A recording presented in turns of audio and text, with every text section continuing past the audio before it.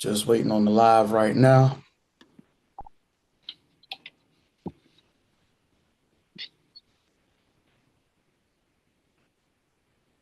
Make sure. Right, here we go.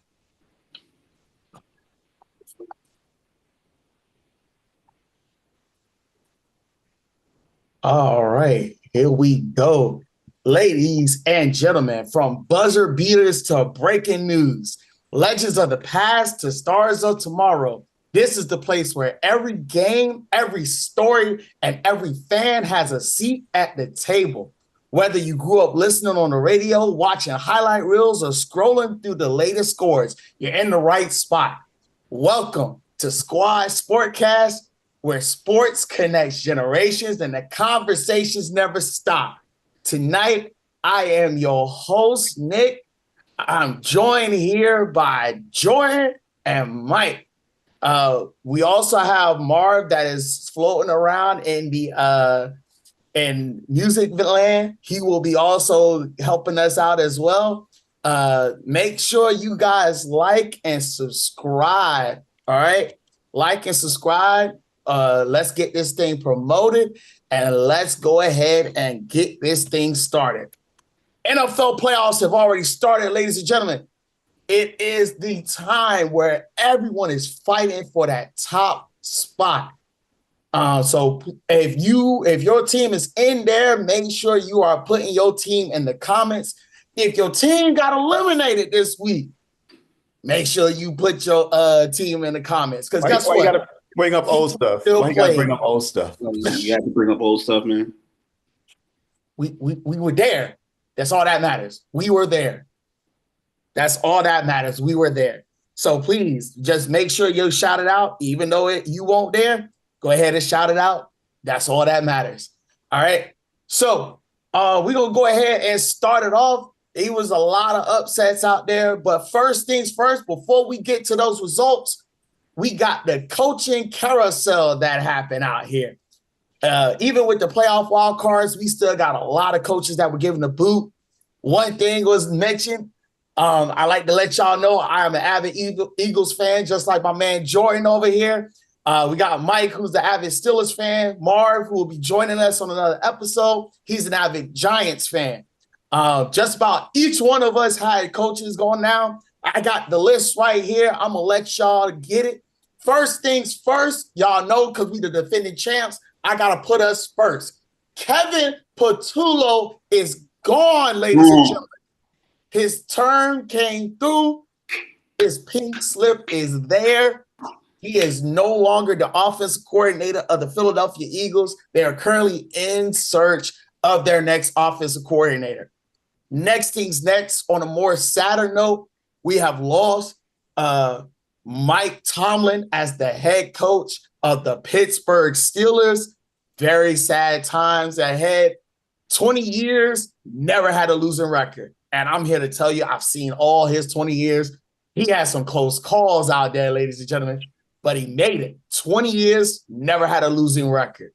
So that's going to be a big shoe to fill for the next one.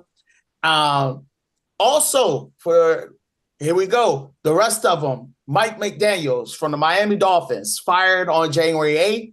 John Harbaugh, Baltimore Ravens, fired the 6th. Of course, ending the 18-year tenure with that franchise. Kevin Stefanski, the two-time coach of the year, was dismissed on the 5th. Pete Carroll, also fired from the Las Vegas Raiders as head coach. Jonathan Gannon, fired from Arizona Cardinals on January 5th. Raheem Morris, let go on the 4th from the Atlanta Falcons head coach position. Brian Daboll, fired mid-season following a 2-8 start. Interim coach did fill in for the season. And then Brian Callahan from the Tennessee Titans, fired mid-season October the 13th after a 1-5 start. So now let's go ahead and get to it. What are you most excited about? What is the most shocking fire? And what do you think? Who goes where? Let's get into it. Mike, I know you talked about the Cardinals a little earlier on. You said Cardinals was that shocking factor. So I'm going to let you go ahead and take the mic and get into it. So it's kind of crazy, right? Because before today, I was by far shocked the most with the Cardinals firing. Primarily because when Jonathan Gannon was brought over from the Eagles, he was such an esteemed coordinator. He had done such great work helping you guys get to the Super Bowl. In fact, I was really high on him in general, that I thought that he might be, one of the next opportunities to be coach of the year. He may be a future head coach, but it just didn't work out in Cardinal land. I think a lot of that had to do with injuries more than anything else. When we go and look at their roster, they were injured from top to bottom. Marvin Harrison missed games, Kyler Murray missed games, just to name a few. There's a whole amount of people that miss games. But for me, the shocker of all shockers had to be Mike Tomlin. And the funny part is, I don't know that I'm shocked. I don't know if shocked is the right word, right? Because for years, I had actually, as a Steelers fan, I'm a diehard Steelers fan, been a Steelers fan my entire life.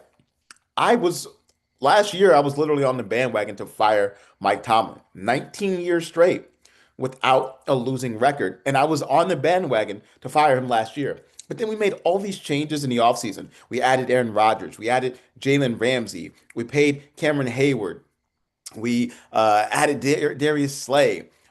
We added DK Metcalf. Like, it was looking really, really good. And he still brought us to the playoffs. Now, here's the thing with Mike Tomlin. He always is going to have a couple of losses that don't make any sense. We played down the competition. It happened this year when we played the Browns. But then we have games where we shouldn't win that we win. For example, when we beat the Colts, right? Even when we beat the Ravens on that last second field goal, which was pretty crazy that they missed that. But it was surprising from him to step down, as opposed to, for example, I think a better move would have been to trade him. I think we could have traded him to the Giants for their first round pick. I think we could have traded him to the Raiders for their first round pick, or maybe two second round picks. I think we could have traded him to pretty much most of the league and gotten compensation back from it. By him stepping down, we still have an ability to have his rights, and we can actually utilize them and trade them or whatever's going to happen there. But I think that the way that it went about it was surprising. Yesterday, the Steelers were in that game literally until the fourth quarter. Then we got blown out, right? But until the fourth quarter, it was 7-6. If you guys were watching that game correctly, we forced 5 fumbles. The defense was playing lights out. Aaron Rodgers couldn't get much going. DK Metcalf dropped a couple passes, etc. But you got to think, when you haven't had a losing season in 19 years, what that means is that you have had 19 years where you haven't had a chance to rebuild. We haven't had a chance to go get a number one quarterback. We haven't had a chance to go get a number one cornerback. We haven't had a chance to get a number one of anything. Most of the time we're picking that middle of the round, and middle to late in the round. It makes it difficult to rebuild. We're constantly retooling, versus I think we actually probably need to take a chance to take a rebuild. So I was surprised with Mike Tomlin. I'm excited to see what happens next. One of the hot names that I'm seeing out there is Marcus Freeman. I think that he'd be fantastic coming from Notre Dame. The reason that I like him as an option is, one, because he's young. And with the Steelers, as you know, we like to build for a long period of time. Tomlin was there for 19 years. Cowher was there for 16 years. Noel was there for, I think, 18 years. So we like to build for a long period of time. So getting a young coach makes sense. I like the idea of Kirk Cignetti, but I don't necessarily like him to the Steelers. And I say that because I think he's going to win the national title this year. That's what I'll say, right? But I say that I don't think he's a good fit for the Steelers because he's 63, and his timeline isn't going to match the accelerated timeline that the Steelers have, where they want that longevity. His would have to be more condensed. So those are kind of my biggest takeaways from this whole Black Monday, Black Friday, whatever you want to call it, firing Palooza. But it was definitely surprising either way. I'll pass it to Jordan, though. I know he's got some great takeaways.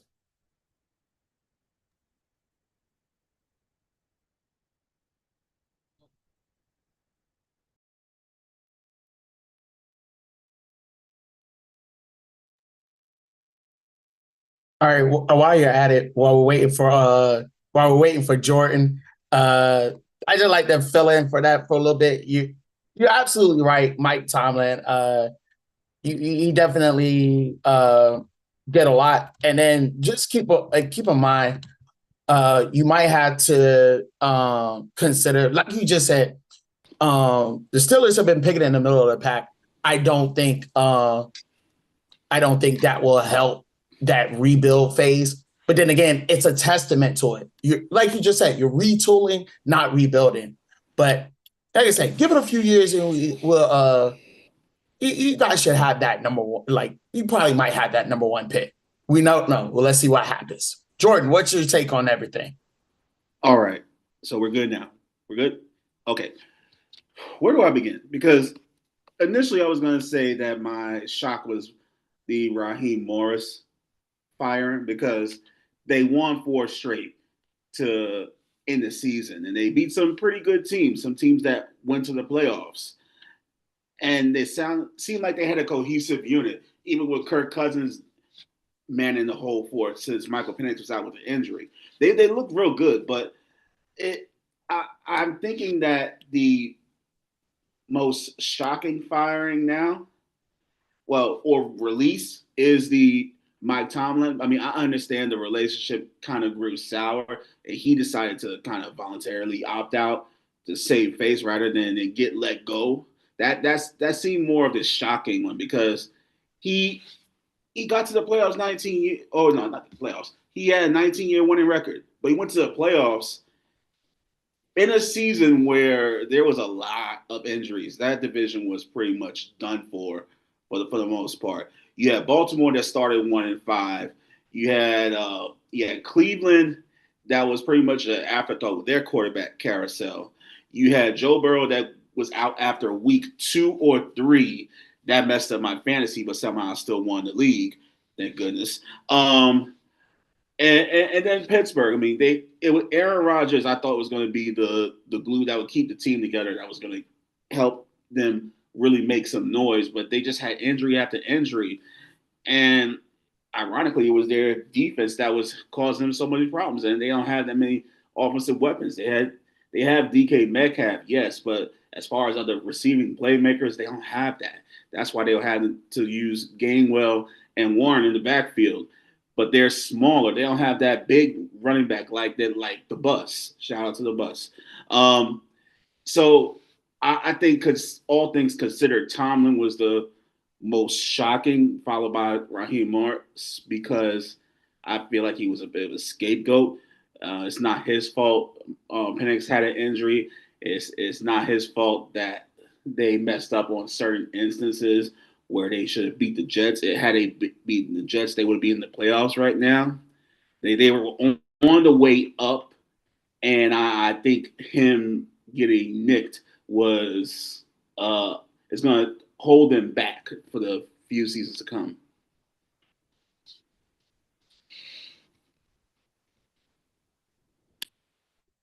All right. That's a great thing. Just to give y'all a little insight on mine. I guess looking into it, I was thinking about John Harbaugh. Definitely, like, you got to consider the fact of he won the Super Bowl with the team, but then it's kind of, when you think about it, maybe the mismanagement of Lamar Jackson and the team that they have. They had Super Bowl aspirations. So the fact of them not being in the playoffs is kind of unsurprising to me. Shocking factor, of course, I have to agree with Mike on this, is Mike Tomlin stepping down. Jokingly, because if you were going to step down after a loss, you could have let the Ravens just get in, and we could have just figured this all out later on. But hey, Mike Tomlin wanted to assert his dominance one more time before he stepped out of here. So I ain't mad at it. Get that BTA on the Ravens, and let's go ahead and try and make something great. Of course, I'm going to speak on Kevin Patullo because at the end of the day, you have the Super Bowl champs. Like, you have that whole roster. Roster never changed. Like, we actually took pieces out and made it younger, made it stronger, better. And the only thing that was missing was play calling, play design. You've had multiple games in Philadelphia where we would get out into this amazing lead. Dallas, both games in Dallas, we got off to a great start. And then all of a sudden, second half comes and you're getting 7 points max. max. Don't There even was get me started. the only one game that was an exception was the Rams game, in which we were down a whole bunch of points. And Jalen Hurts, I guess either Jalen Hurts and A.J. Brown said, you know what, we're going to take over. Or Kevin Patullo was like, let me just force feed A.J. Brown and make a way out of nowhere.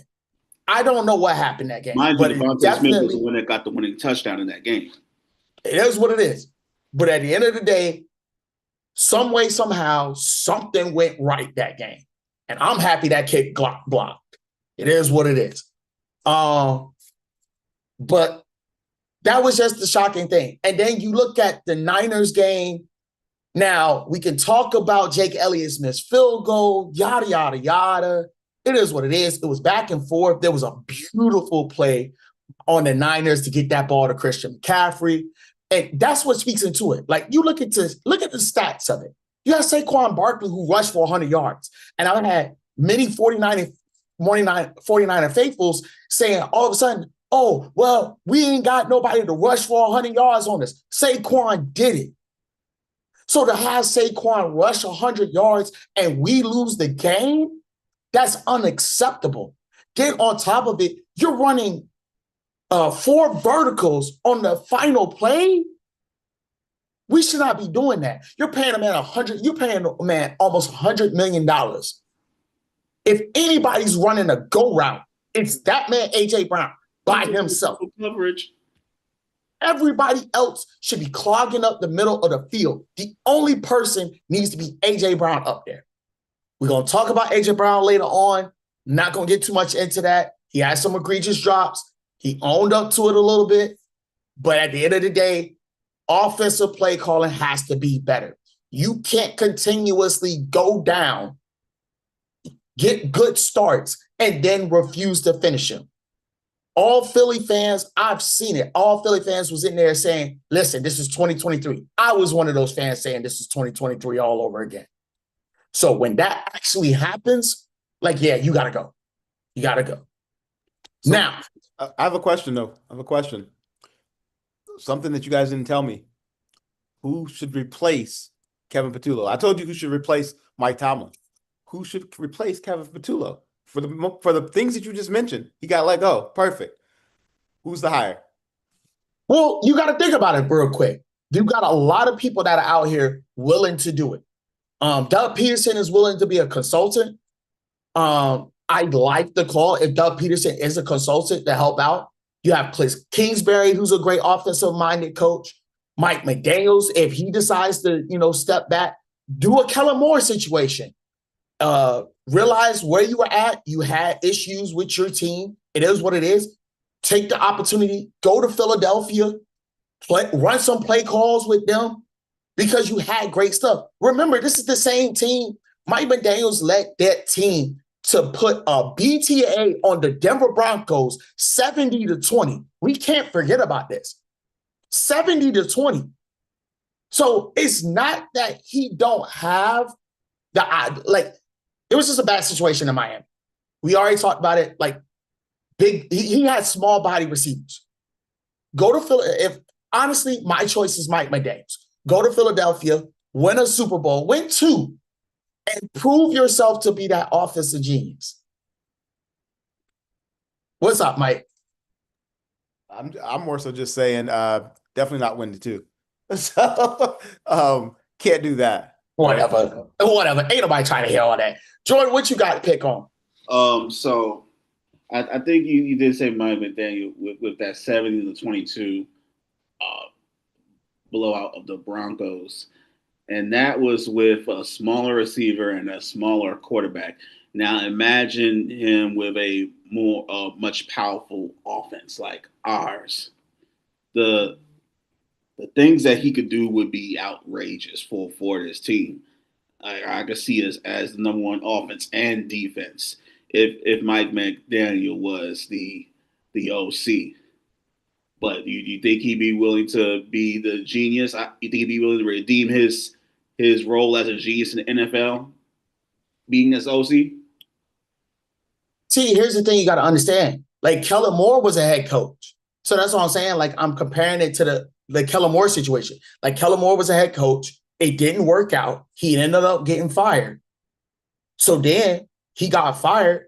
The OC position opened up because Brian Johnson was no better, but Kevin Patullo might be worse than him. So then you have Brian Johnson, who did a bad job. He ended up getting the boot. And now you have Mike McDaniels, who just got fired, who needs the opportunity to prove himself as a play caller. I think Mike McDaniels being a play caller would help because keep in mind, he had Tua on the sideline understanding the play calling. Like at times he was calling the plays. So that's something that I think would help. And I do understand that. Oh, correction. Kellen Moore might not have been off. No, it's my correction. I forgot. My notes is messed up. It's not head coach. It was offensive coordinator for the Cowboys. Like he was the offensive coordinator for the Cowboys and then, moved over. I think it was to a different team and then the Eagles. But still, like, have your opportunity because keep in mind, and I got to change it now because Kellen Moore, he was with the Cowboys and he had such a great team, but he just didn't have what was needed in order to fit into a Super Bowl run.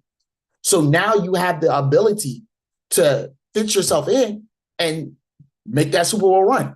I think it will work with Mike McDaniels because Mike McDaniels will have that opportunity to work with Jalen Hurts, get him to understand play calling. And I know there's rumors and stuff about, maybe, the offense was limited because Jalen Hurts doesn't understand certain concepts. He was in Alabama, people. We got to remember this. He was in Alabama and Oklahoma. So for people to say that, he didn't understand certain concepts and schemes, I don't buy into it a little bit, but we'll take that as it goes.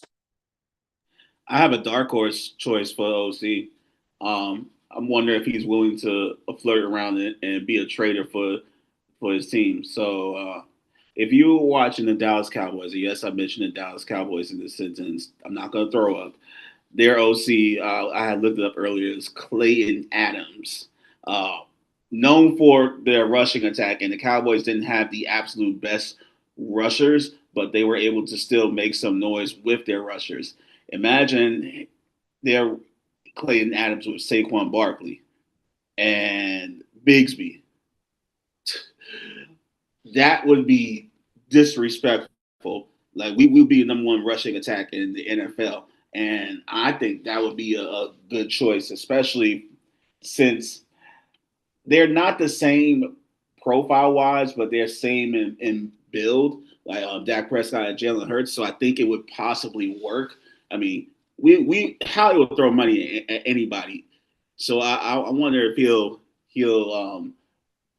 flirt over from Arlington to the Link for a little bit more money.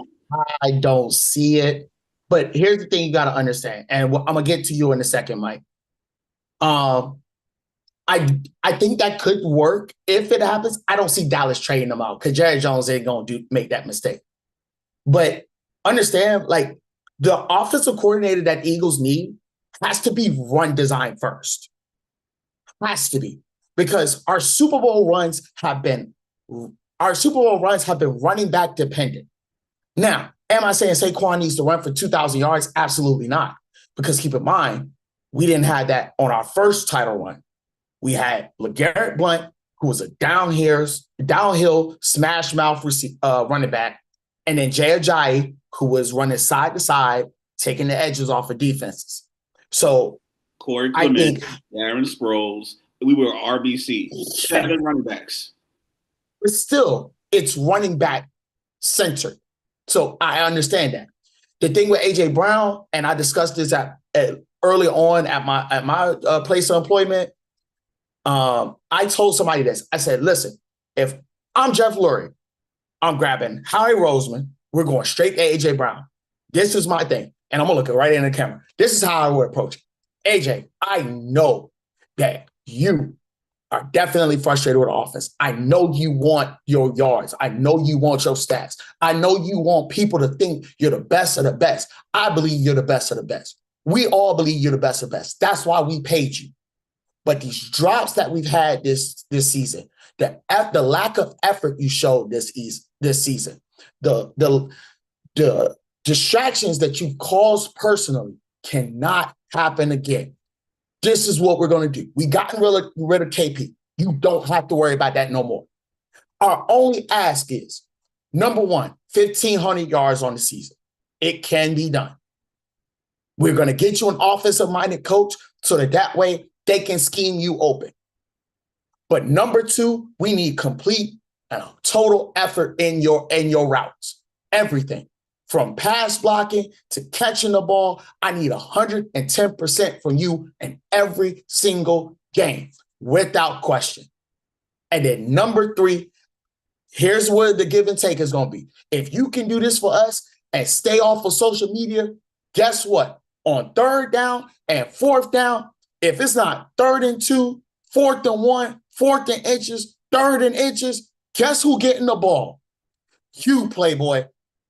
You getting that ball. Unless we are in 4-down territory, you getting the ball. So you might as well buckle up and prepare for it. Because if you're going to be the number one receiver, everybody knows on money downs, they're looking for either the X receiver or the X running back. Go ahead, Mike. So I thought you brought up a couple of good points, but I think that my hot take is I think A.J. Brown's getting traded in the offseason. I think that you guys are going to let him go and build around Devontae Smith and get an additional X receiver. That being said, I 100% agree he's a wide receiver one. I don't think he's going to get 1,500 yards. I think he's probably more on pace for about 1,200 yards realistically, even in the scheme that you're designing. But if it was something like that was to happen, I think that you have to. I think the focal point needs to be hiring somebody like this is a controversial one. This is the one that comes to mind for me when I think of you guys as offensive coordinator hire. I think Todd Monken from the Ravens, OC, who they're kind of upset with. John Harbaugh just got let go. I think he would be fantastic. Last year, not this 2025 season, but the year before that, he was setting records with Lamar Jackson. Lamar Jackson had 42 touchdowns, 4 interceptions. With the level of efficiency that Jalen Hurts has, he could have a similar statistical numbers there. And the reason I use him as an example is that, as you said, your title run was predicated upon the run. His run game has been fantastic since he's been in the league. He was fantastic when he was at Georgia, coaching them at Georgia. He's been fantastic in the league, having Derrick Henry running the ball. To now have a talent like Saquon Barkley, who not only can run downhill, can overcome tackles, can juke, can hit the line. He can do it all. He's a do-it-all back, right? He's getting a little bit older, though, which is another reason that I like Todd Monken as you guys' OC, because he's used to dealing with an aging back who he can not only monitor, quote-unquote, his carries, but monitor his success. Now, I think this year was an aberration for Todd Monken, which might give some bit of a pushback there because he wasn't using Derrick Henry in the capacity that he needed to use Derrick Henry this year. But the previous 2 years, he was using Derrick Henry very well. I think that the reason he was hesitant upon using Derrick Henry was one because of the injury to Lamar Jackson and the injury to the Ravens offensive line. They had so many injuries out there. They also don't have the wide receiver talent that you guys have. If you kept A.J. Brown, or even if you traded away A.J. Brown, I still think Devontae Smith is better than Zay Flowers, who's their wide receiver one.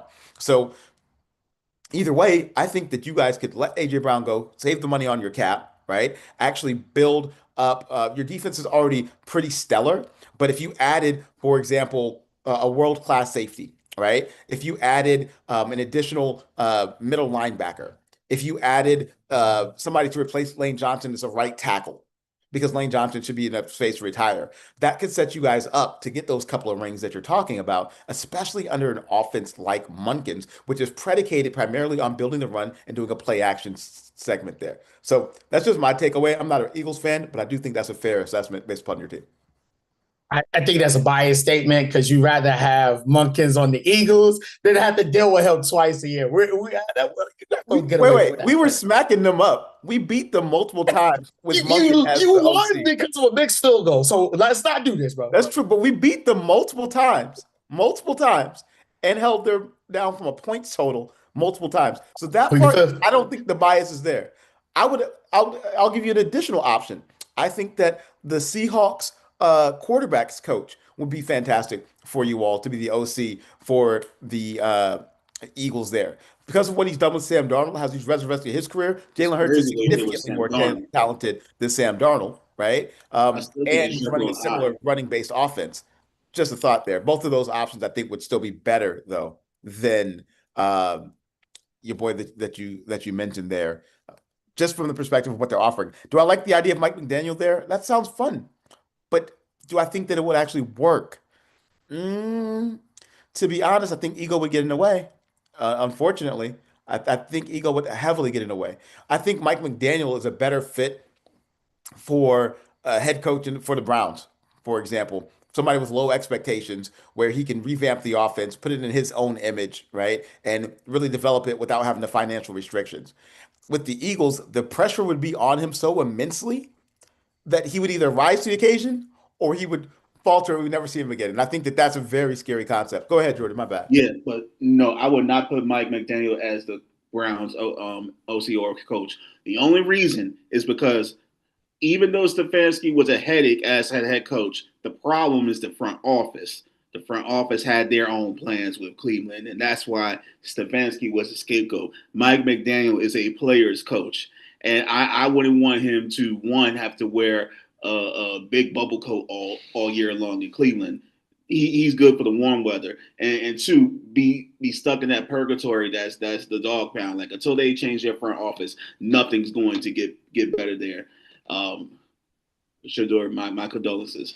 Nonetheless, your point on Monken out because I know you're the numbers guy. Pretty good. I think that would be a good choice.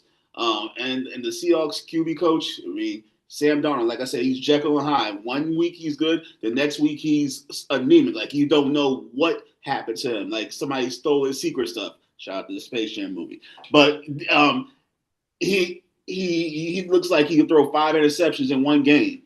They might win it still, but he'll be the reason they lose. So I see those choices that you said. I'm like, okay. I was kind of sus about that first, but like, okay, now that you mentioned the numbers and the layout, I'm like, okay, I can respect that suggestion. All right. Well, let's go ahead and move on because y'all know we could go about this for quite some time. Because that man, Sam Darnold, he's either goated or he's going to be seeing ghosts. Y'all know how he is.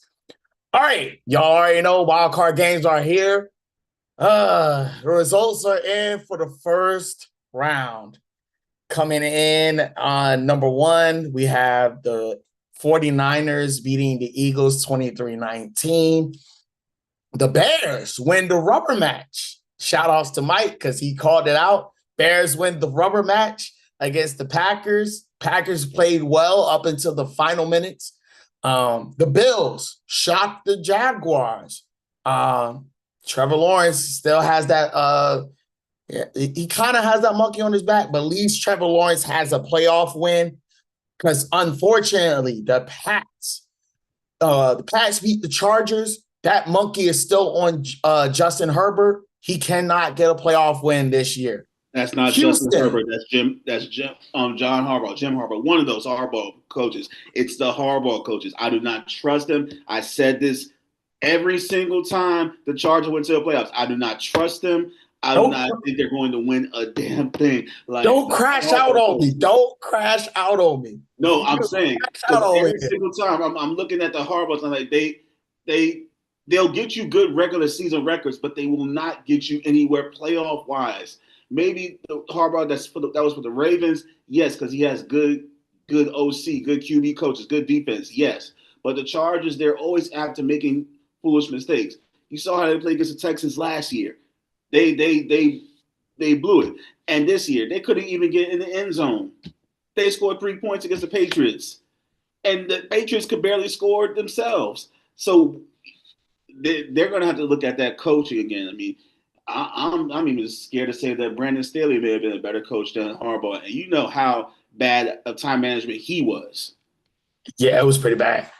To wrap it up, we had the Rams that outlast the Panthers. Again, shout out to Mike because he called that one too. Hey, shout out to Mike. You called that one. We thought the Panthers were going to take it out. They did not. I think it was like 34-31. So shout out to Matthew Stafford. Brother, it's still cold out there. And then last but not least, you know I had to save you for last, Mike. Houston brought that to them 30-6 against the Pittsburgh Steelers. So with that being said, y'all already know what I'm about to say. Let's go ahead and talk about it. I'm not gonna tell y'all which ones. I'm not gonna ask which one is the shock. Actually, no. Let's do it. Which one is the most shocking game that you had? What is your cover one of the playoff games? And then let's talk about what we love to hate it. Mike, I'm gonna give you the Rams and Panthers kind of talk about, and then you can kind of spill off a little bit. And then Jordan, you're gonna have well, you already crashed out on the Pats Chargers because, oh my goodness, brother. I didn't even get to finish this. I got something for the Steelers in Texas too. So I'm gonna give you Bills Jags, and then I'll take care of the Pack. I took care of the Packers and Bears. But again, Mike, you can go ahead and start it off. Just go ahead and recap it a little bit, then tell me what the predictions, what you liked about the playoffs, and what you didn't like. So Rams-Panthers was a very interesting game. I called that the Rams were going to win. For the record, I have the Rams favored to win the Super Bowl. Calling it here now, right? Wild card week, calling Rams as favorites to win the Super Bowl. Because I think strongly that Matthew Stafford should win MVP, especially over Drake May. Drake May, fantastic, great numbers there. But when you go look at the numbers, Matthew Stafford had 13 more passing touchdowns. And yes, a quarterback-friendly offense. But he still had to execute in a quarterback-friendly offense. He also had multiple injuries in that team there as well. I think they had an injury on the line, right? Devontae Adams missed multiple games this season. They lost Cooper Kupp, which of course they traded him or let him go in free agency to the Seahawks there. Just a different dynamic. What was really surprising to me though in that game was I thought that the Rams were going to win by 20, right? But when you watch the game, they didn't look like they were going to win by 20. In fact, the Panthers almost won that game multiple times. Here's what happened, though. The Panthers' defense let them down repeatedly. Repeatedly. And why that's not surprising to me is because, one, if you look at them all season, their defense has been letting them down. The defense has been letting them down, holding them in the game, but letting them down when it mattered, right? Bryce Young has actually had a pretty good season this year. Chuba Hubbard was on and off. Rico Dowdell was taking over the game for a while there, but did nothing in the playoffs. For me, what I found that was really interesting, and this was probably the X factor there, they were going after the cornerbacks of the Panthers. And the Panthers have some fantastic corners. J.C. Horn is a top 3 corner in the league right now. Probably top 5 realistically, but top 5 corner in the league right now. They were going after this guy. They were not scared to throw across the middle. They were eating them up with passes to the tight end. Did you see that the tight end was actually going off? I think they had Terrence Ferguson that was going off, the rookie from Oregon that was actually having a great game. That was probably his best game that he's had all season because he hasn't done anything. I know because I have him in fantasy. He hasn't done anything, right?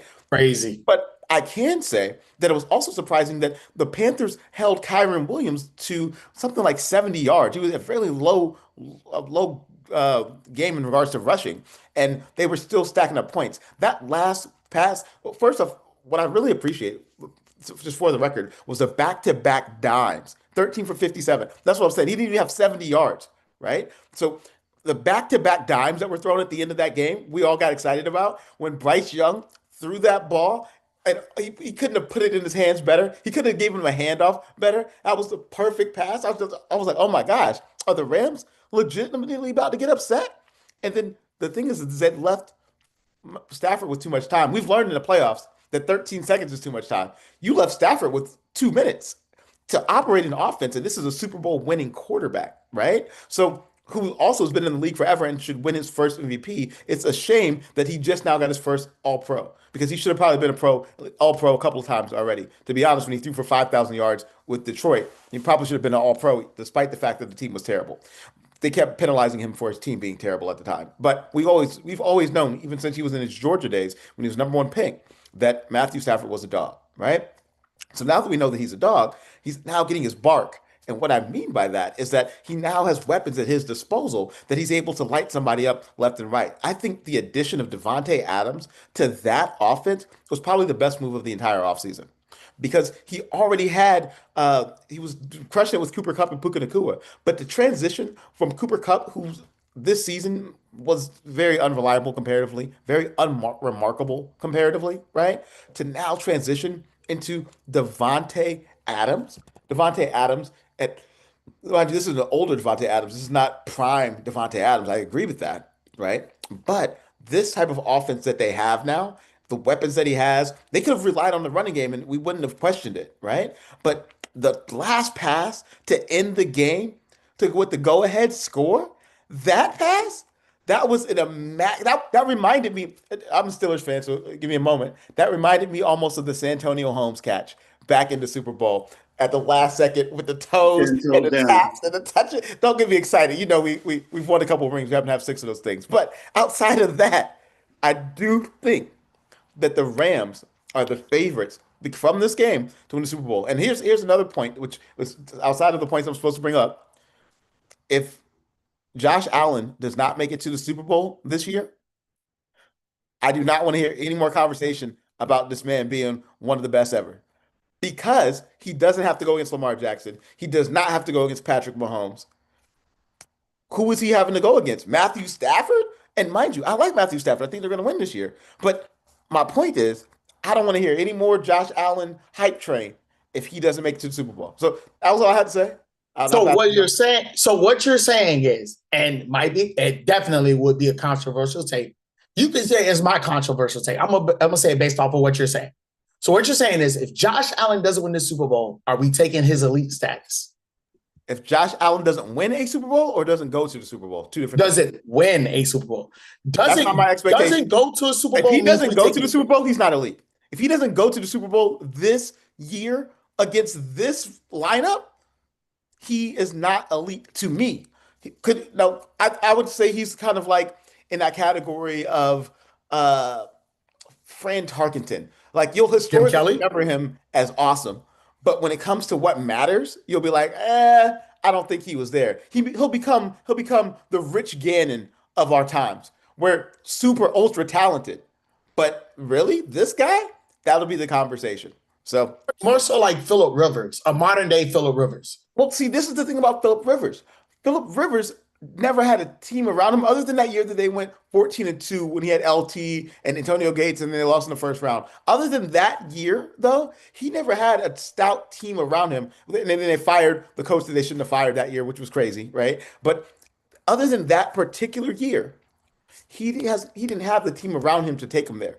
Josh Allen, multiple times, has had studs on his team, studs in their prime. Stefon Diggs. Now he's got James Cook in his prime. He's got Dalton Kincaid. He's got a fantastic defensive line. He's got Greg Rousseau crushing things. He's got Joey Bosa on the team, right? He's also got Tre'Davious White, who had a resurgent year. He's actually got a team around him, and he's got a great coach. And he got no receivers with no Mahomes and no Lamar Jackson. I'm sorry, bro.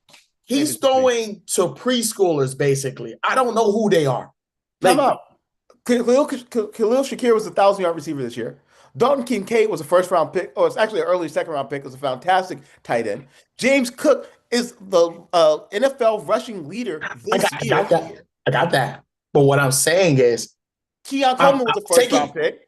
Taking his running back taking the running game out of the situation. Wait, that's happening. How are you gonna take the running game off the offense? That's happening. No, what I'm saying is because you're an Eagles fan and you guys don't run the ball. No. We're not doing that. We're not doing that. What I'm saying is, keep in mind, Keon Cole was that first round pick. He has been literally Mr. Unreliable.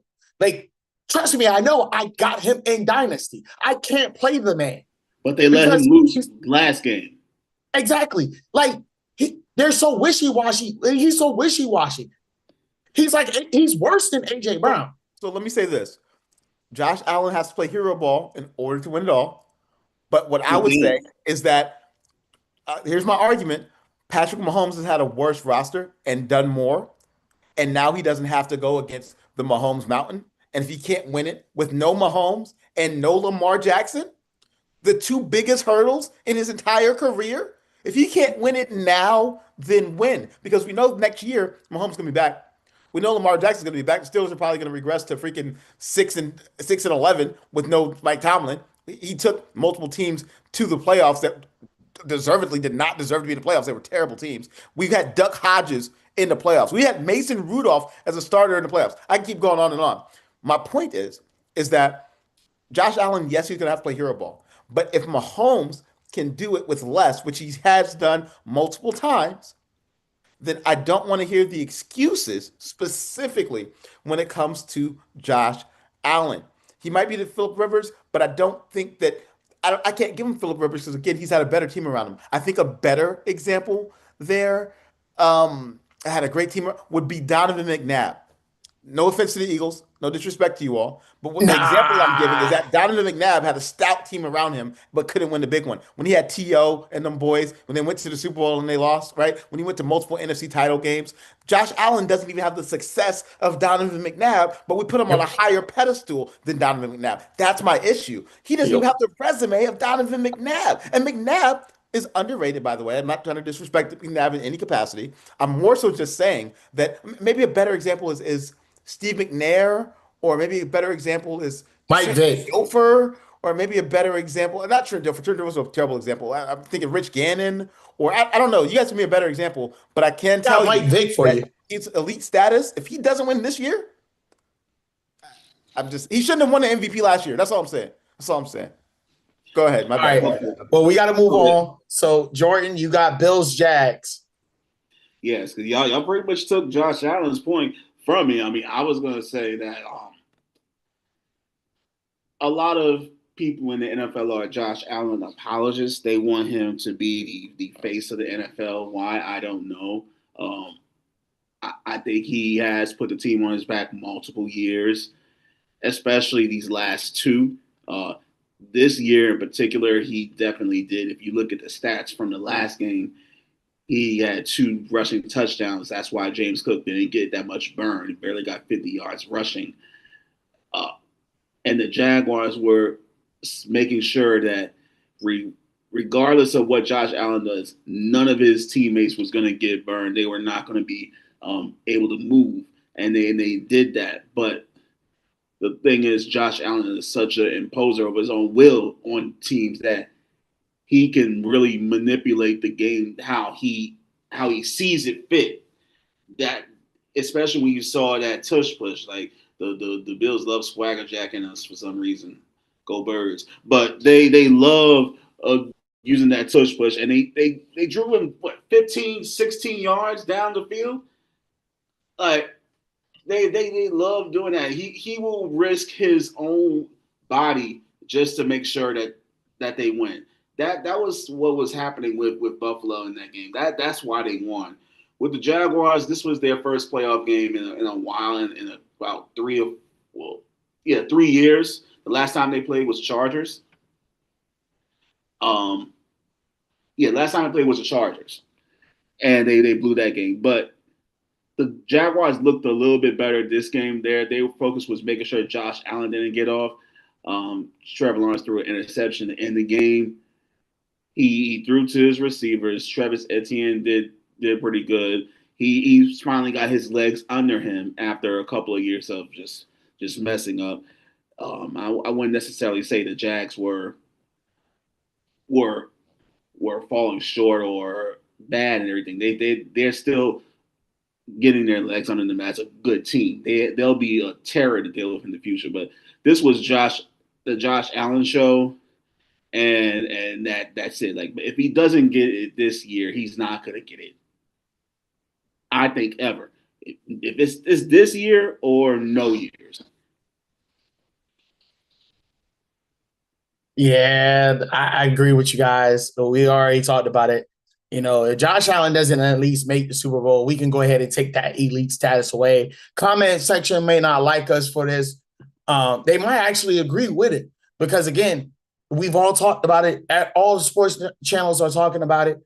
The Steve McNair. Yeah, Steve McNair. I kind of agree with that as well.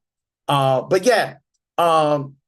to go over this Eagles-Niners game because it burns me up inside because looking at this and looking at team stats, it makes no sense. Like, here we go. I'm gonna make this as quick as possible. So of course, they took the early lead 7-0. We come back, we get the score 7-6. Of course, kicker misses the field goal that makes it 7-6. Like I said, we go on, we take the lead. They kick a field goal, they keep going. Eventually, like, the adjustments made in the second half were the true story of everything. Because when you look at it, you have Juwan Jennings, who had a trick play, like I said, beautiful trick play, double reverse, touchdown throw. Christian McCaffrey has nothing but real estate green. So that was a huge thing. Here's the shocking stats of them all.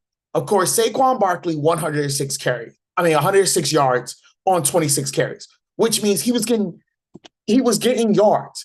He got the 100 yards against a really good Niners defense. Even though they were injured, there was still a really good defense. Again, Demarcus Robinson had 6 receptions for 111 yards. And his first catch in the first drive went for 60-plus yards. So I didn't even know he was on the team. Yes, they got him from Kansas City. So of course. His first reception, he was so animated. His first reception goes for 60-plus yards. So that's the thing. Christian McCaffrey only had 48 yards total rushing.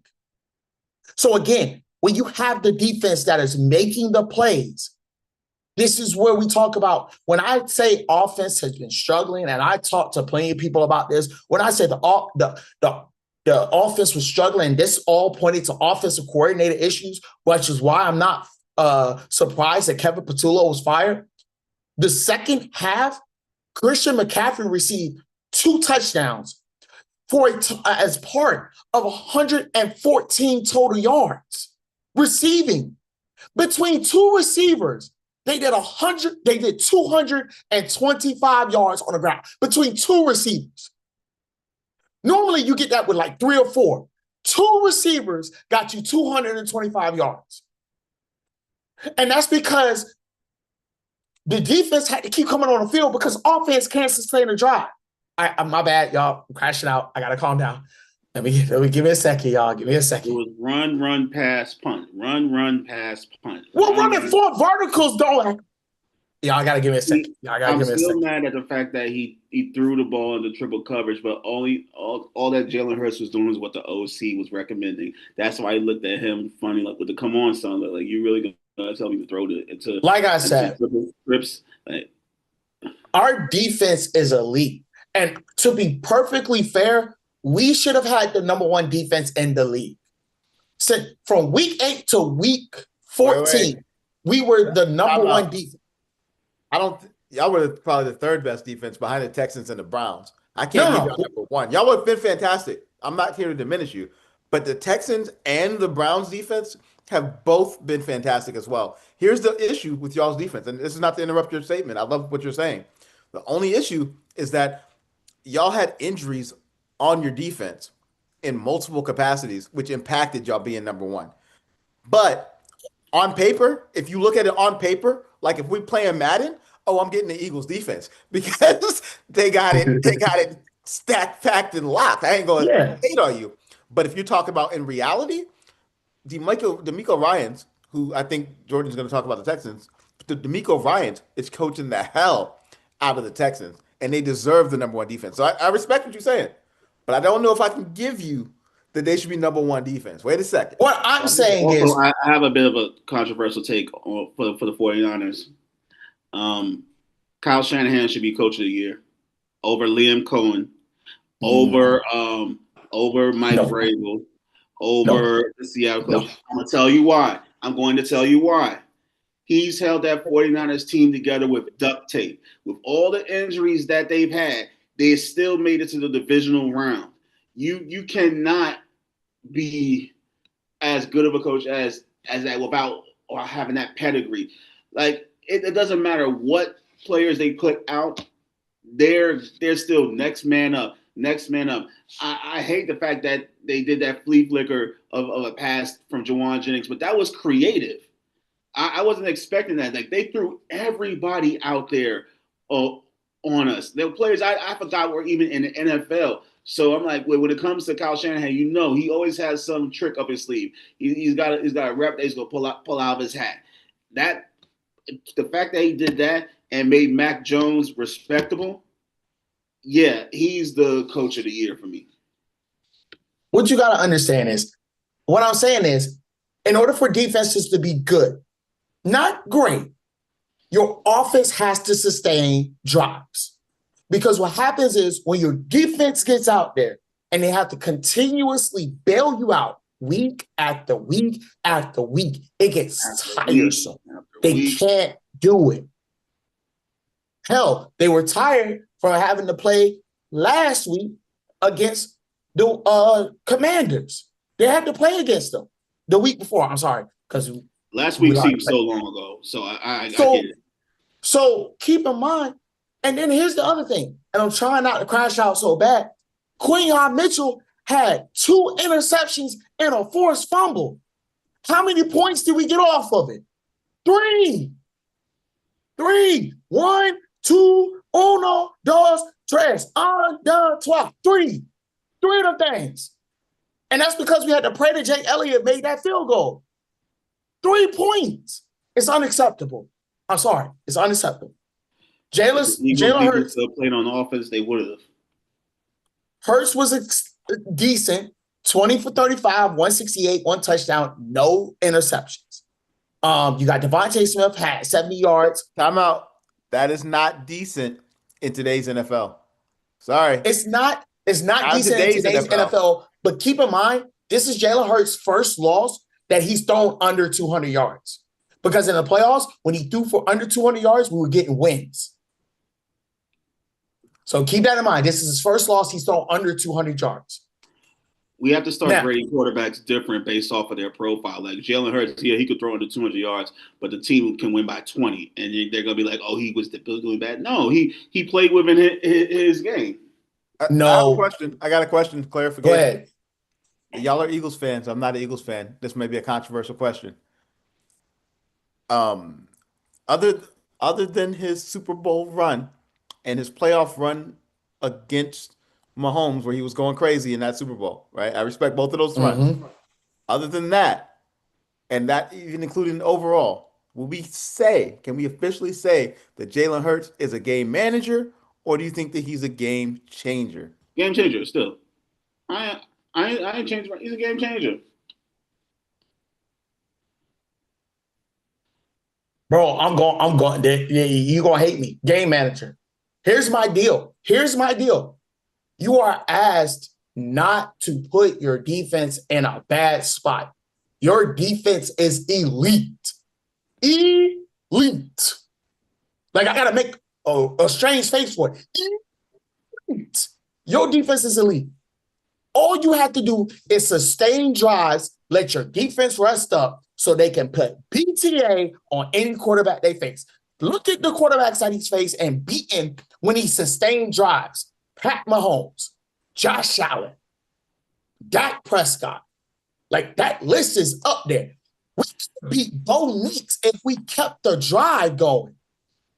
You want to know why I say game changer? How many OCs has Jalen Hurts played with in his 10 years? Game 6. Manager? He's played with 6. You can't develop consistency with that.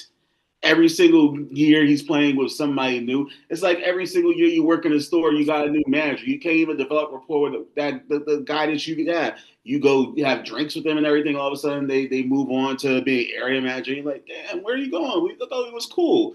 Nah, I get the bag. And Jalen Hurts looking at him all salty, like, I thought he was cool. You leaving me hanging. That's how you're looking at all these OCs. Like, y'all leaving me hanging out here. That's why I say he's a game changer, because regardless, he still stays the same. There are very few quarterbacks that you can really pull down out in the open, because defenses are scared when he's out there in the open, because he can glide, not necessarily like a gazelle, but he has that kind of that soft glide when he runs. And having 6 offensive coordinators in your time in the NFL, you have to adapt to so many offenses, so many styles. You can't expect somebody to be super consistent with one way when they have to learn all of these different playbooks. But yeah, he still goes out there every day, still performs to the best of his ability. That's why I say he's a game changer. Like under Nick Saban in Alabama, game changer. He was the one that ran that offense and did the damn thing. Until they get consistency in OC, tell me something different. So All right. that was probably my bad adding that question in there. My bad. I didn't mean to throw you off for a curve. You good. Jordan, You I think good. you're supposed to hit the Houston Steelers game because I'm too biased. I can't talk about my ass, the BTA that we just experienced, but I know that you can. So I'm going to pass it to you to talk about these Steelers getting destroyed. Please feel free. All right. But I'm gonna give you guys grace, Mike. One, because you're big brother. Two, I don't want to that. So here's the thing. I gotta put my Stephen A. Smith face on. The Steelers almost forced 5 turnovers for CJ Stroud. 5. 3 fumbles. How many points did they get? 0. 0 points off of 3 turnovers. Do you know how demoralizing that is as an offense? To get 3 turnovers on a player that has happy feet, that's playing Dance Dance Revolution out there on the field, but still scoring 0.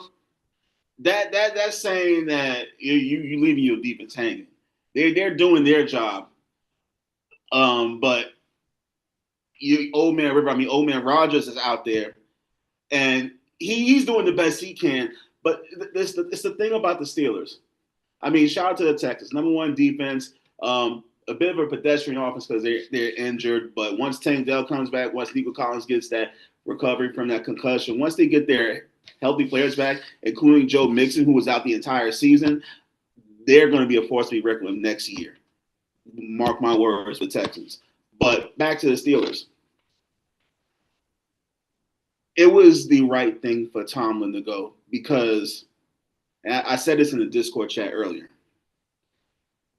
you guys have been so good consistently that it's been to your detriment. You can't get any good draft picks because you're in the middle of the pack or lower. You can't get that capital. You can't get those. You can't get those draft picks like those. You get DK Metcalf all trades. You have to make so many deals, but it often is to the sacrifice of your cohesion for your team. And it's like every year, 9-7, 10-6. I mean, 9-8, 10-7, 11-6. You're always right there in the middle, and you can't develop a team with chemistry with draft picks or none at all. Like y'all not getting the best players. You're getting the mid players.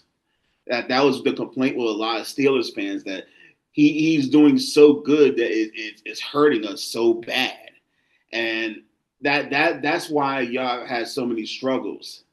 It's kind of like a relationship that's gone sour. Like you and the girl, you two have been at it for so long, and it's kind of been hurting both of you. It's best that y'all just go separate ways. And maybe the Steelers need to lose a few seasons to get better draft picks. I mean, I'm not saying I wish that. I don't have a problem against the Steelers, but that's what they're going to need to do to get better. And Mike Tomlin's going to go somewhere else and wreak hell on that division. I don't know where he's going, but he's not done yet. All right. Yeah, he's definitely not done. I don't know where he's going to go, but we better hope that he's just done coaching because if he goes somewhere else, it's going to be bad news for people. All right, Mike, you got the last one. Go ahead, take it up from here. Bears, Packers. Woo! Did y'all watch that game? I know you saw that game. If you in the comments and you saw the Bears come back, kids, play against the Packers, I need you to be in the comments shouting out the Bears. Now listen. I need 10 seconds. Wait. I need 10 seconds. I just remember something. Please. The score was 7-6 at the end of the third. Yes, it was. The defense was doing good, and they got blown out 23-0 in the fourth quarter. Shout out to Michael Jordan. Like they got blown out 23-0. What happened? That's when you know it was time to go. I'm done. I saw the box score, and I lost my mind last night afterwards. I was like, why you gotta bring up old stuff, man? I thought we was cool. I thought we already put up the point. We already took the L. I'm done. Now you just gotta bring up I'm done. I thought we was cool. That's all right. That's okay. It's all right. I'm gonna have to take it out on you in fantasy. We're gonna talk about fantasy at another point. But that's okay. Not today. We ain't gonna talk about it today. Okay. But anyway, since I was back on my soapbox, the comeback kids, which had the Steelers came back from that would have been ridiculous, but they couldn't come back because we have no goddamn offense, no wide receiver two, no quarterback two. I talk about Steelers all day. That's a different conversation. But the Bears, Packers, first off, when you were watching the game, I was live with you guys watching the game. We were talking about it, tweeting about it. I was like, oh man, this is a BTA right here. The Packers is destroying these boys. And they were. It wasn't even remotely close until Caleb Williams decided to put his cape on. My man said, listen, anything you can do, I can do better. I can do anything better than you. It got crazy all of a sudden. My man turned into Michael Jordan. I think he started putting his tongue out. He just started going crazy.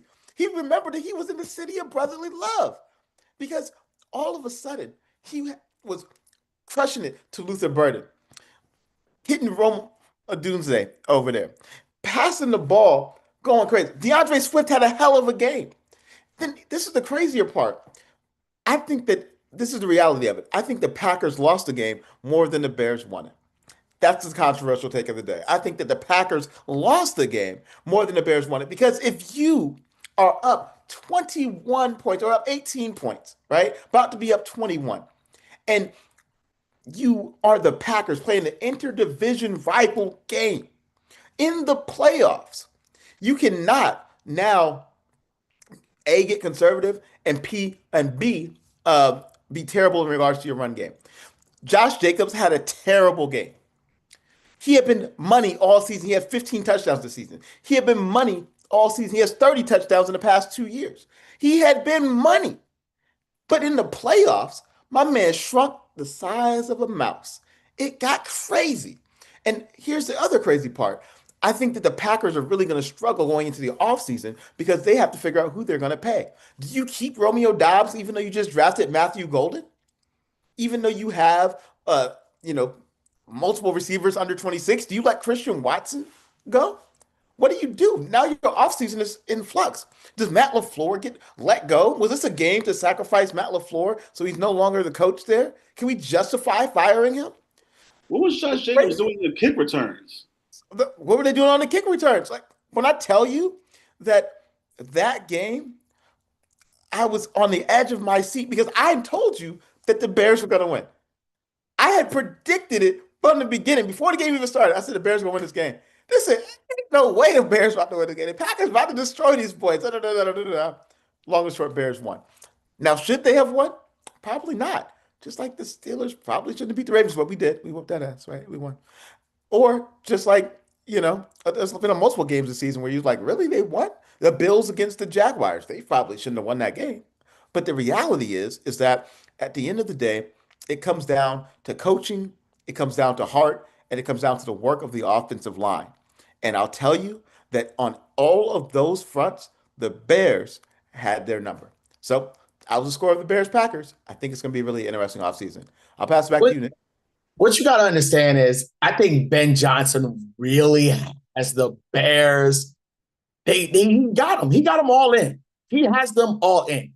Honestly, I hate to say it, outside of Philly, if I'm looking at who's going to win the NFC, I'm looking at the Bears because we talked about, the analysts are going to talk about, their defense has been holding them back and holding them and this, that, and the third. When you go to your division rival and your division rival put BTA on the first half and you do a reverse genjutsu on the same team that just put BTA on you on the first half and come back 18 down in a playoff game to win, that team's built different. We're not talking about a Dan Campbell Lions game where you go up big and just sustain it. They were getting their tails whooped. Like they stole somebody's candy or something and came back. Like I know what that got it reminded me of? big I'm not from gonna lie there. to you. It reminded me of 24-3. I'm sorry out there for those Falcons fans. I know that they hurt, but that's what it 28, reminded me of. So 28-3. But whatever it yeah, was, same thing. BTA to loss. That's what it reminded me of. The same exact thing. 28-3, 24-3, 6 million to 3. All I know is they took an L. Same type of conversation. Either way, Well, go back to you, brother. here you go. We're gonna make this real quick. I'm gonna shoot it down because we still got one more topic to go down. The predictions for this week. We got the following: Niners, Seahawks. Niners are going to the Seahawks, number 1 seed. Of course, Seahawks beat them 13-3 in their last meeting. Rams, Bears, a rematch of earlier in the NFL season. Bears actually came back to win that matchup. Bills, Denver. The Bills will go to Mile High to face off against Bo Nix and what's it called? And then you have the Pats versus Houston. Houston will go up to New England to take on the New England Patriots. So let me know what your predictions are. I'm going to start first. When I look at this Niners Seahawks matchup, I like what Mike McDonald is doing. This man literally doubled down on Sam Darnold, the man seeing ghosts. He looked at that man from Minnesota and said, that is my man. Took him and paid him $100 million, and it's been going well. It's been going amazingly well. I like what they're doing. I like their defense. Honestly, I go with the Seahawks to win it. The 12 man is back. You know what? 12 man is back. That's my controversial pick. 12 man is back on the Niners. Put me the Seahawks to win. Still low scoring affair. I'll say 14-7 Seahawks. When we look at Rams, Bears, again, bear down. I got the Bears to win out the NFC because honestly, I think whoever wins this game will win the NFC. So if the Rams win it, Rams is going to win out. If the Bears win it, Bears will win out. I do think it's going to be a high-scoring affair. Let's go something crazy. Let's say 42-41. Bears versus Rams. 42-41. Because here's my thing. I'm not going to discredit either defenses. I'm going to say that they're going to play lights out. It's going to be a lot of passing going on. So 42-41, Bears over the Rams because there's too much firepower going on out here. Way too much firepower.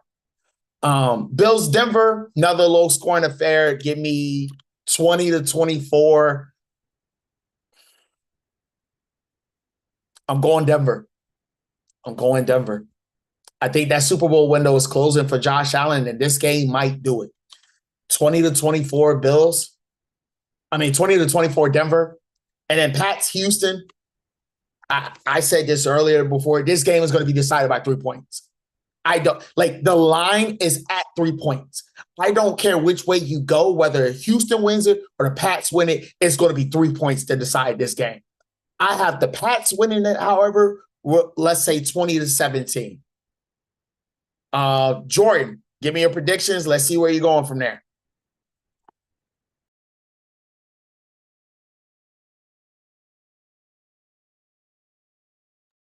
Jordan, you're muted.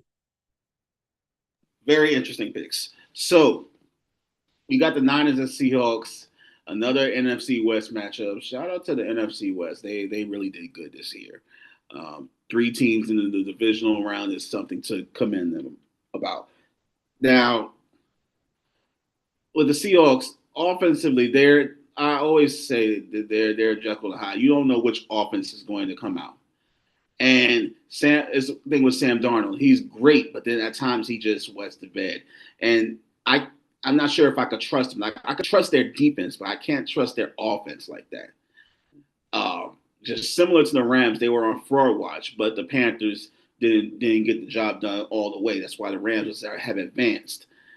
So with that, and the fact that I think San Francisco is used to any weather. I mean, they went to Philly and it was windy. I mean, I can only imagine what it's going to be like in Seattle. I'm going to go with an upset. I'm going to have the Niners over the Seahawks. Uh, I don't think it's going to be that high of a scoring game. I'm going to put them at 20-16. Niners over Seahawks. It'll probably be it'll probably be 2016 Niners. Rams Bears. Caleb Williams and the Bears, they have a tendency to get themselves into deep holes, but they're able to get themselves out of it. But I think that's where that's going to end against the Rams, because the Rams have the offense necessary to put them away. Will they put them away easily? No. The Bears will come back, but I think the Rams will find a way to get a NFC Championship game at SoFi by beating them. I will say 38-34.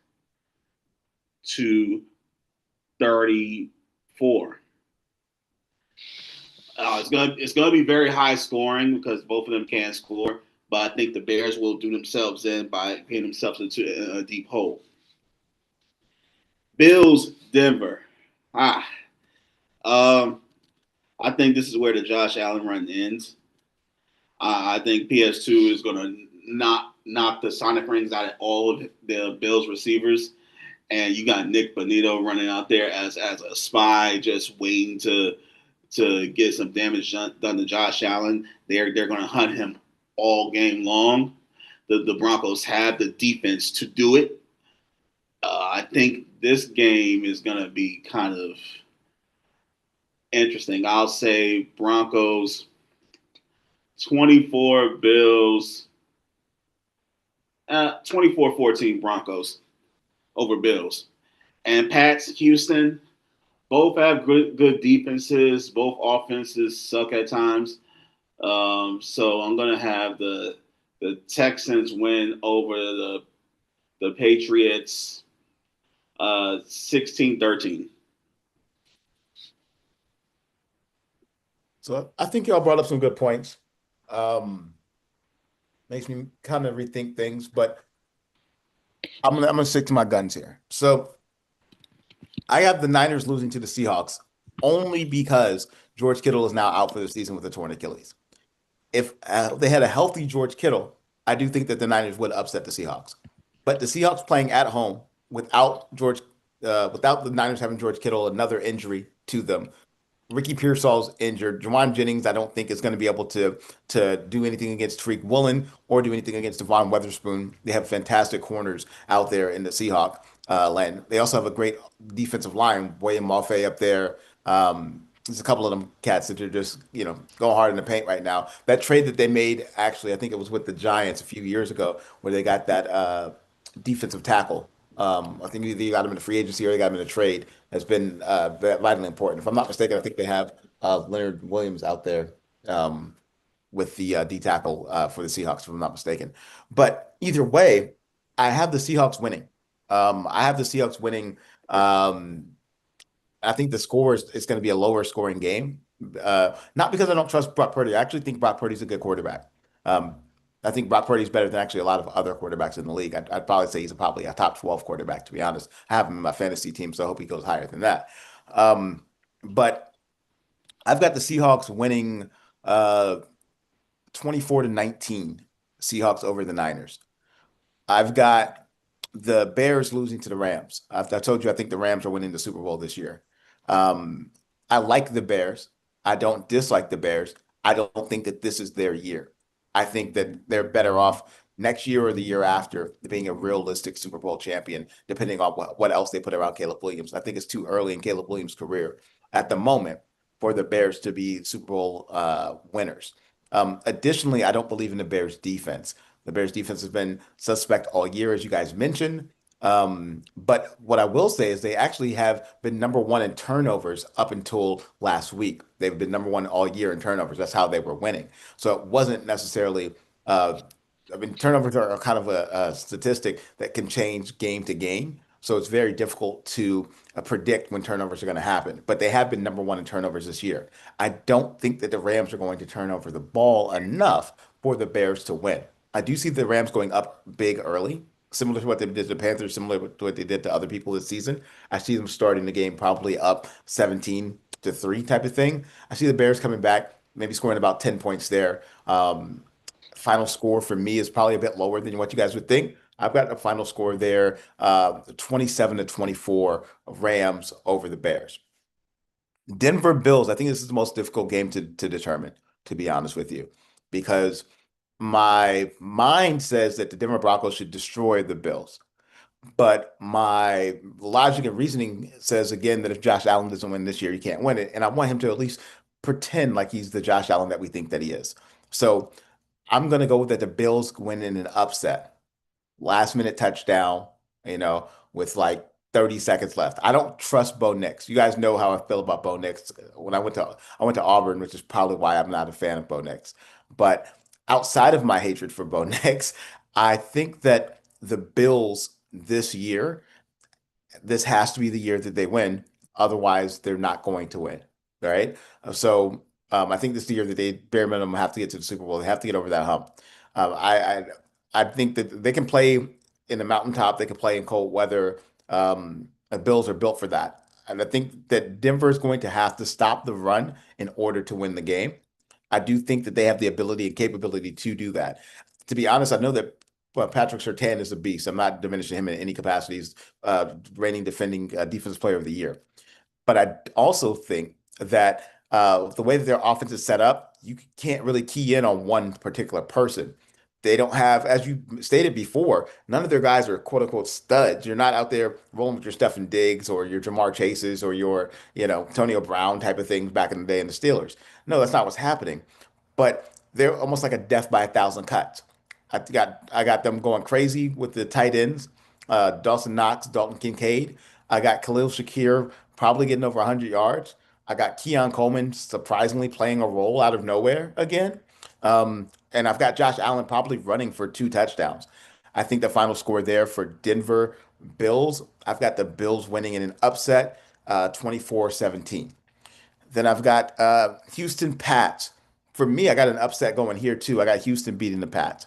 I don't believe enough in Drake May. I think Drake May is great. I'm not here to diminish Drake May, but I don't believe that they have played to the caliber of teams that they're seeing right now. And Houston's defense, if Drake May plays like he just played last week, they're going to get destroyed because Drake May did not look good in that game until pretty much the fourth quarter, to be honest with you. He looked pretty terrible, and the Chargers were playing horrible and have no offensive line. The difference is that Houston has a fantastic defense, has fantastic studs on the defensive line.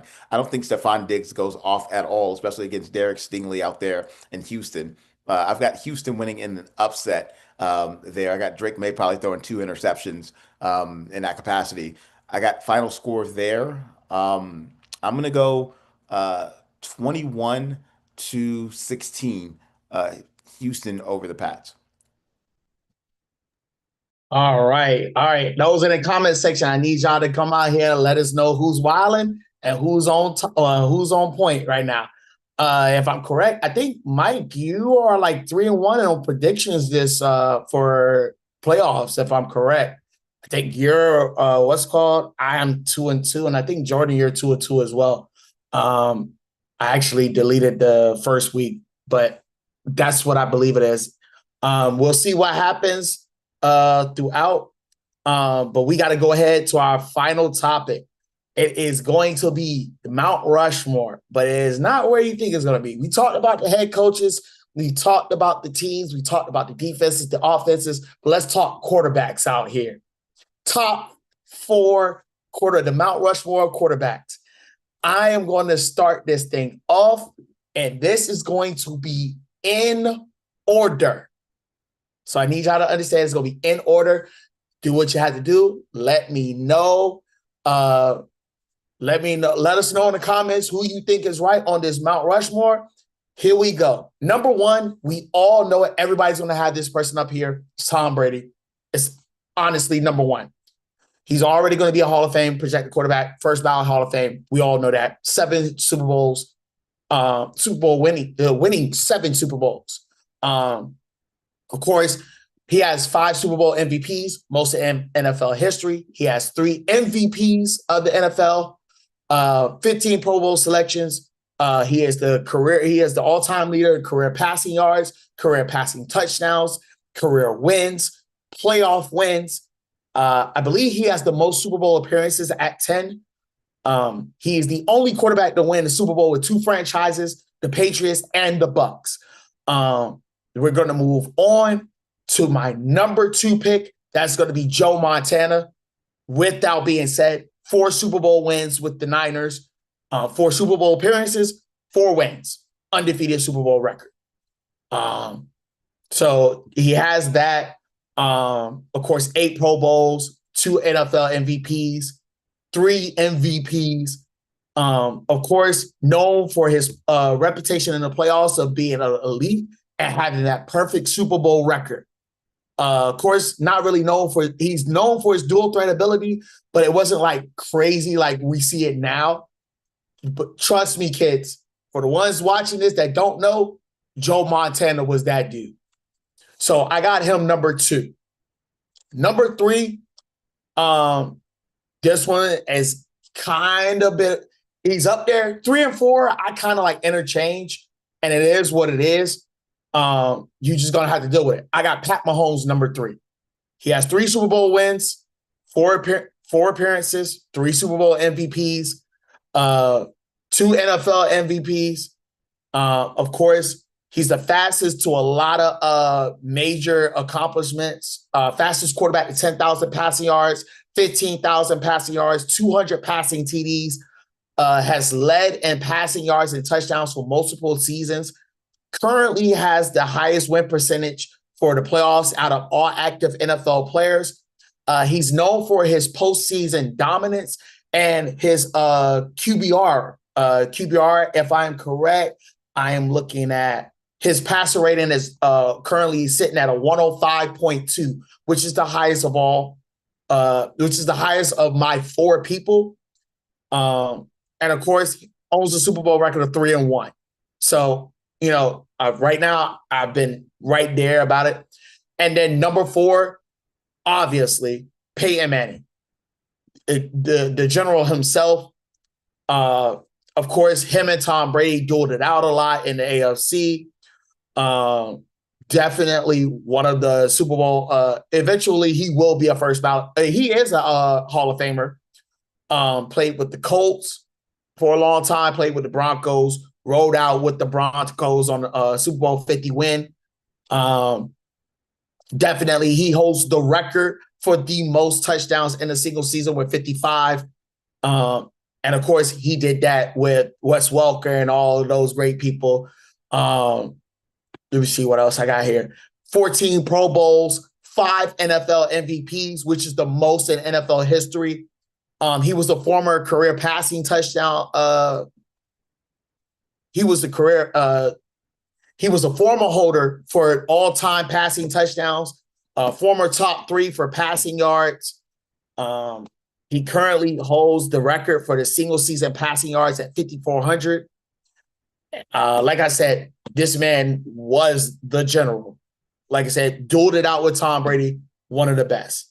I know a lot of people are going to get at me about why you got Patrick Mahomes out there before Peyton Manning. Listen, Pat got 3.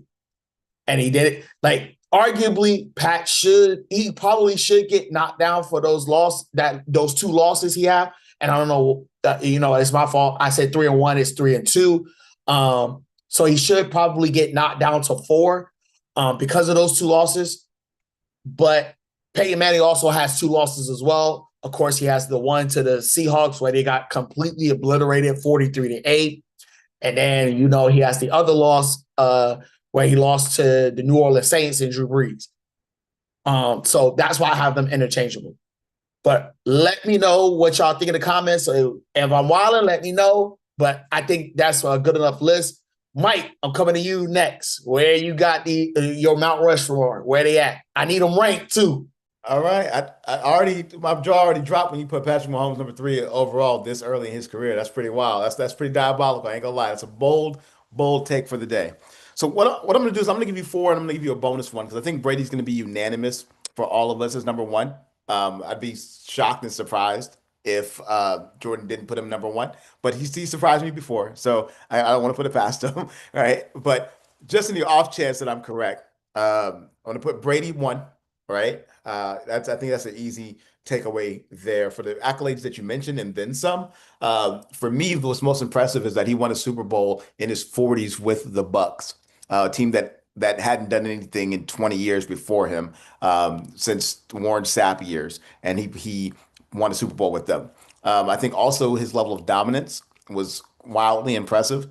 He reminds me, he's like the LeBron James. Brady to me is the LeBron James of the NFL because he has not only the longevity stats, but he also has the career and statistical dominance.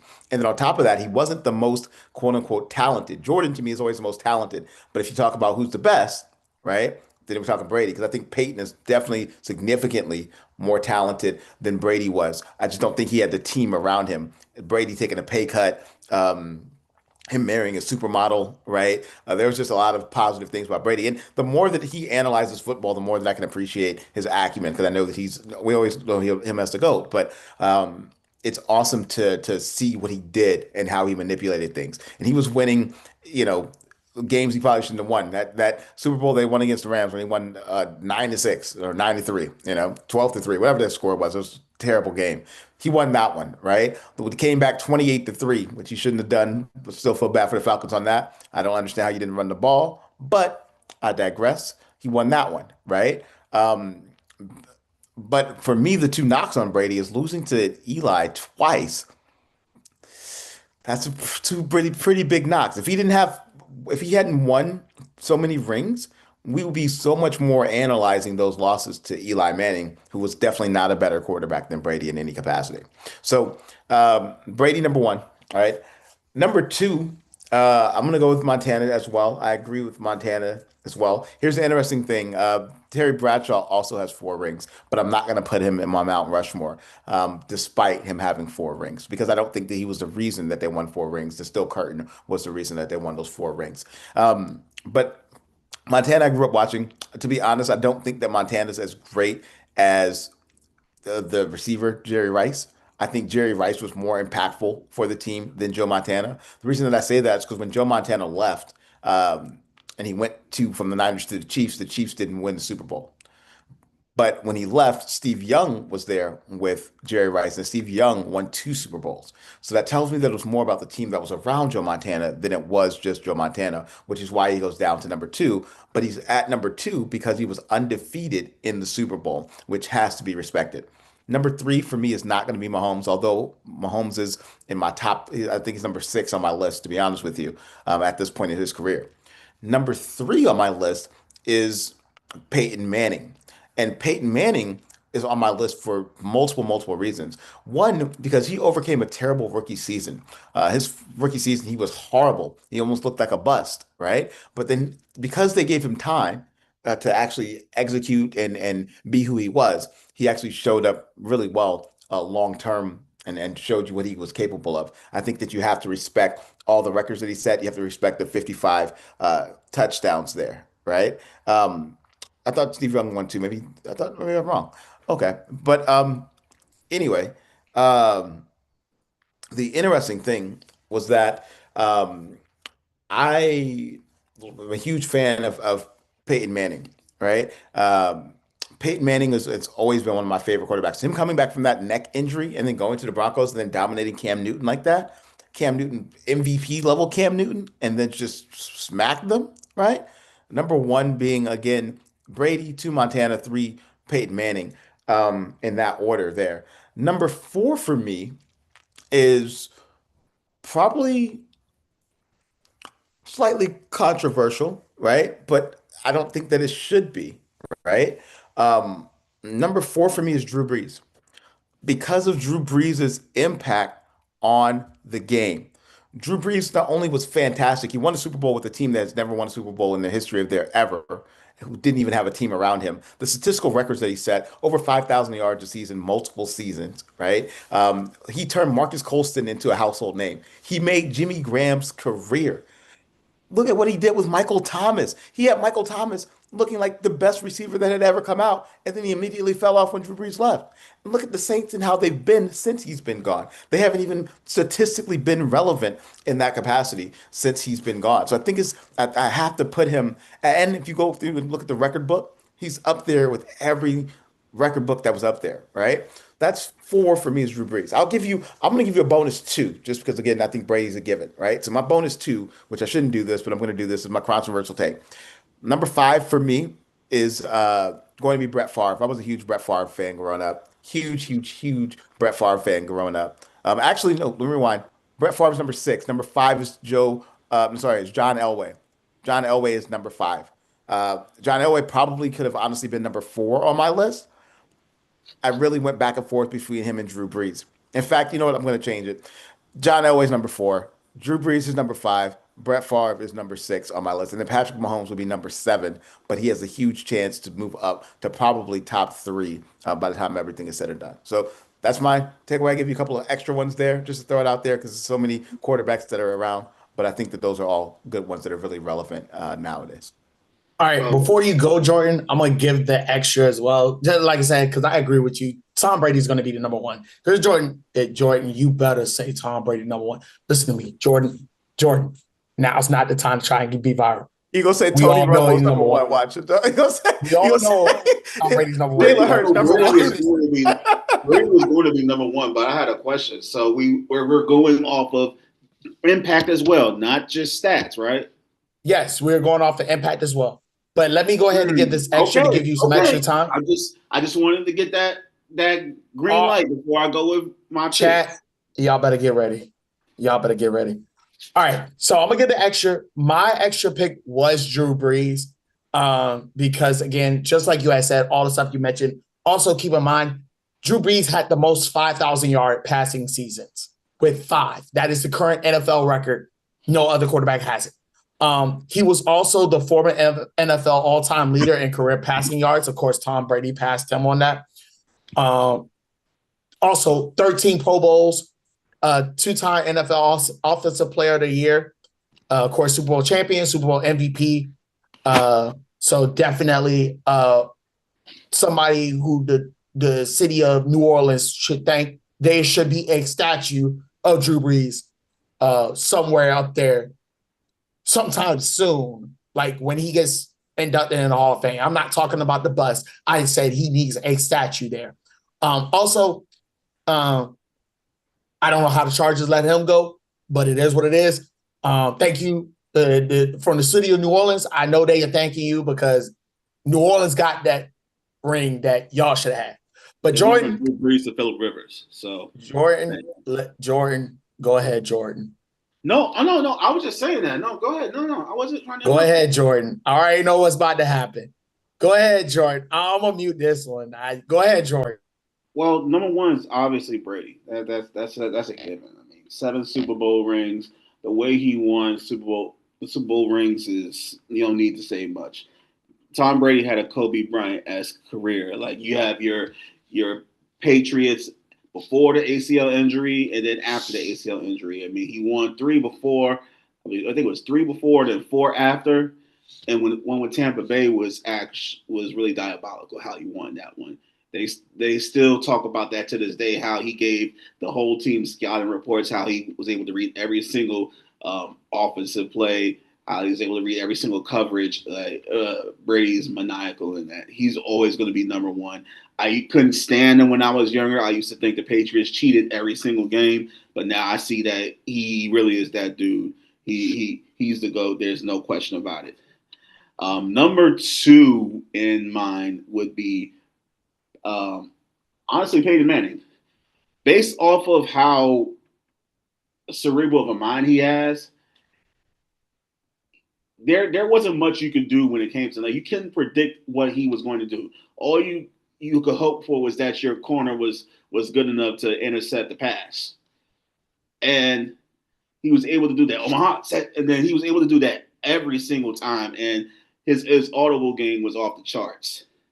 And he had the height to really move, deceive people and look over the line. So he was there, because this is not just off stats. Because if it was just stats, it'd be Brady Young and then Montana Young and all that. We're going off impact as well. Number 3. Because you got your Brett Favre's, you got your Patrick Mahomes and everything. I would go, even though he's only won 1 Super Bowl, the way he played, he's the best quarterback as far as play ever. Aaron Rodgers was number 3. I got him as number 3 based off of quarterback play alone. He's what I consider the Kevin Durant of the NBA. His offensive game is just so sweet. You can't do much. His Hail Mary game is like that. You can only just hope that the receiver doesn't catch it. His ability to read the defenses the way he does is unmatched. He got it from Brett Favre, but made it better and didn't get it intercepted as much, which is why his rating was always going to be good. And number 4, I didn't say Mahomes, did I? Mahomes will be number 4, only because he's won 3 Super Bowls, first 9 years. Ever since he officially started, he's been close to his GOAT status as you could be, setting records. Honorary mention, and this is not just off of stats, this is impact alone. Michael Vick is on that Rushmore only because of his ability to change the game. He was that first really official dual threat quarterback, one that could run and throw. He had the cannon for arm, he had the legs. Like he made the dreams of like Randall Cunningham, John Elway, and Fran Tarkenton come true. For a player to run as fast as he could and throw as strong as he could. Like Michael Vick scrambled so Lamar Jackson and Cam Newton and all the others could do what they do today. That he's the honorary mention. So my 4, who was it? Brady, Manning, Rodgers, Mahomes, and then Vick is the honorary. I wasn't going to go crazy. I was not going to go super crazy. You are still a little crazy because you didn't add Montana in the list. Because here's my thing. I can live with Manning being 2 if you would have said Montana 3 and Rodgers 4. Like, I don't think you're too wild on that assumption. But for you to leave Montana out, I don't know. Now, just like Mike said, you have, of course, the GOAT, Jerry Rice, as his wide receiver. So that has, a lot of impact on why they were able to win those 4 rings. So we'll see what happens. Chat, you've already heard the list. Y'all know what it is. Let us know in the comments who is wilding and who's on point with it.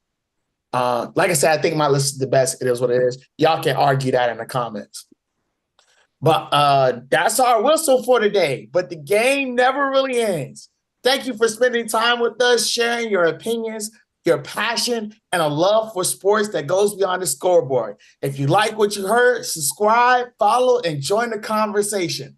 Until next time, stay competitive, stay curious, and keep loving the game. This is SquadSportsCast. We'll see you next play.